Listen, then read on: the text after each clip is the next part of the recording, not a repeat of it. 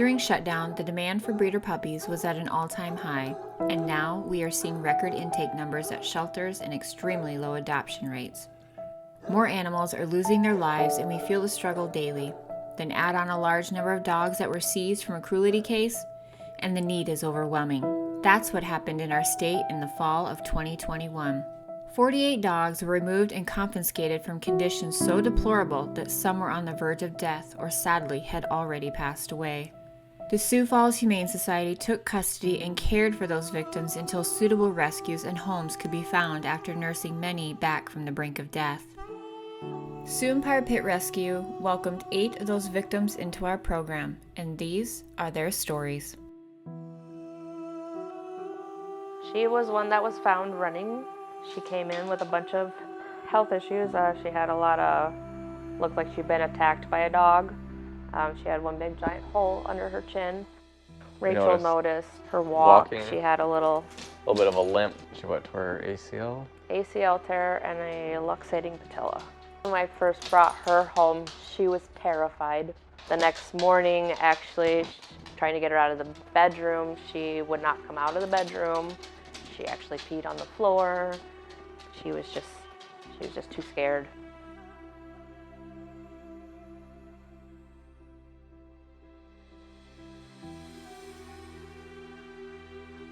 He was from a big litter, and every dog in that litter was very outgoing and social, except for him. The only way we could get him out of his kennel was to have him follow another dog out, like another one of his litter. I think he will always be a shy dog. I think that is part of his personality, but he continues to shine more and more each day. He had so many parasites. He had a lot of parasites. He had a ton of parasites. So he had luxating patellas in both of his rear knees. But he's so resilient because he never cried out in pain or anything like that, but you could tell he wasn't walking normal. Dr. Tom once said that if any of us had the same condition that he had, there's no way we would be walking, we would be wheelchair bound. He didn't ever let it get him down, and he just still tried to function through it. It was amazing.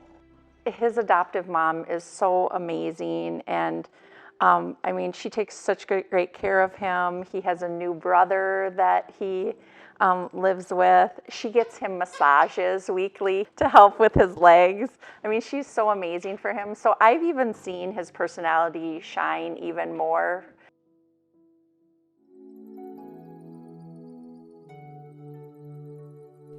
Cajun was the oldest chained dog found on the property when authorities finally came to the aid of the 48 neglected animals. Cajun's emotional scars far outweigh his physical ones. And we have learned tie downs are an issue.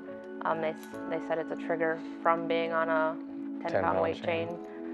At Cajun's first vet visit, he was diagnosed with heartworms and hookworms. He was also badly needed dental surgery to extract many broken teeth.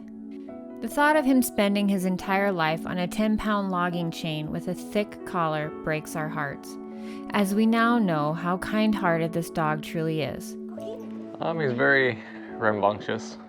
He'll play outside for a long time. He likes a laser pointer. He'll chase a laser pointer at night. Yep.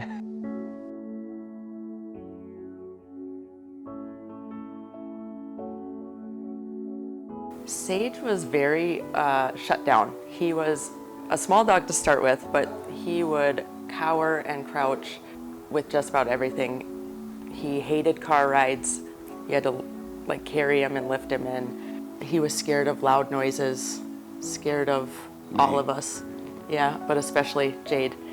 Towards the end, then he finally would sit on my lap and put a blanket on my legs, and then he would sit on my lap. He had it sounded like severe allergy issues with his feet, or skin, but mostly on his feet. There's videos where he's tap dancing, and they were really red and really bad, and it took a long time to get those under control. And he had some kind of parasite.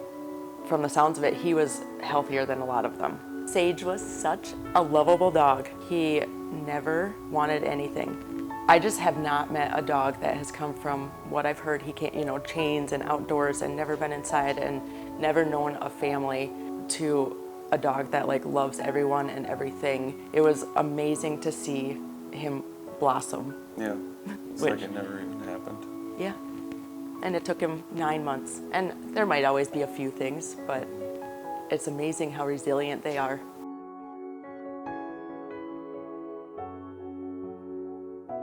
She was laying in a pile of dirt on a 6-foot chain for, probably the first 3 years of her life. She had a ton of parasites and she had a pretty heavy load. Hers were a little bit tougher to get rid of, probably had them all of her life. And I think when they did come in too, they were originally fairly underweight, not where they were supposed to be. I believe she actually was missing some fur, kind of where the collar had been, and a little bit around her eyes and stuff. And as you can see, she's got her fur has grown back in pretty nice. And we could really tell that the shelter environment was just taking a toll on her mental health. We could see her, really declining, becoming a little bit, started to not care about things. The shelter environment is very hard on dogs. She needed that 2-week shutdown to just sleep and feel safe.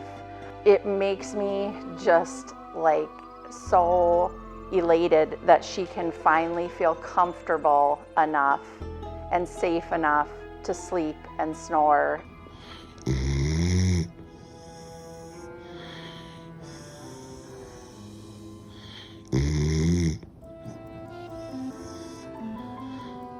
For her to have just the feeling of being safe, that she can sleep like that, I mean, that's priceless to me.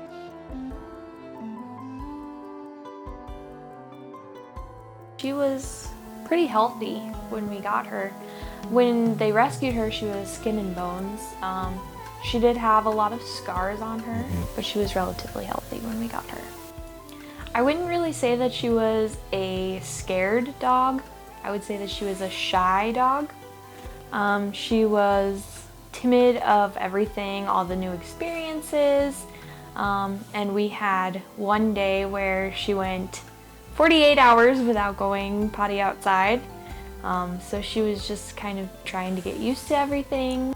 When she started out with us, she had like anxiety shivers, where she, even in a calm setting, she would just shiver like she was cold, and we always worried maybe she's just too anxious, maybe we need to give her crate time and give her some alone time, and that kind of started to go away the longer that we had her. We couldn't hand feed her from like day one. She just wouldn't take food from us.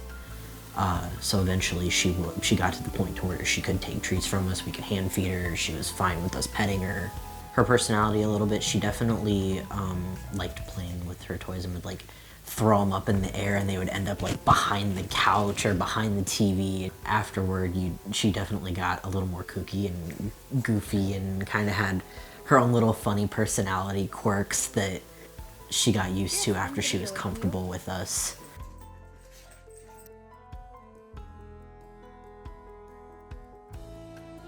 So Wasabi was rescued as part of the Olivet dog cruelty case. He spent 7 months at a shelter afterwards before he came to our place. He was chained across the property out there. He's got a big scar down his back from something that the owner did, probably dumping hot oil on him to kill fleas or something like that. And his tongue, he's missing the first probably inch of his tongue. Either he bit it off or someone else may have bit it off for him. He acted like a normal dog. You couldn't really tell that he had any trauma in his past life. He's super social, super friendly. Our resident dog, Quinoa, befriended him very quickly and kind of taught him how to not be afraid of cars and stairs. They were obstacles at first, but pretty short-lived. He got used to them pretty quickly.